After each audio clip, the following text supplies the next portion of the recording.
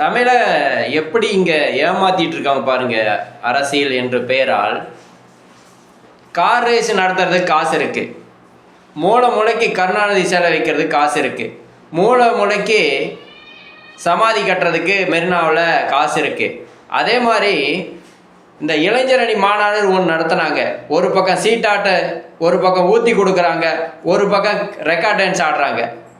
இது மாதிரி தண்ட செலவு பண்ணுறதுக்கெல்லாம் காசு இருக்குது. ஆசிரியர்களுக்கு சம்பளம் கொடுக்க காசு இல்லை, அரசு பேருந்து ஓட்டுநருக்கு காசு இல்லை, மருத்துவமனை சீரமைக்க காசு இல்லை, கல்வி பள்ளிக்கூடங்கள் சீரமைக்க காசு இல்லை.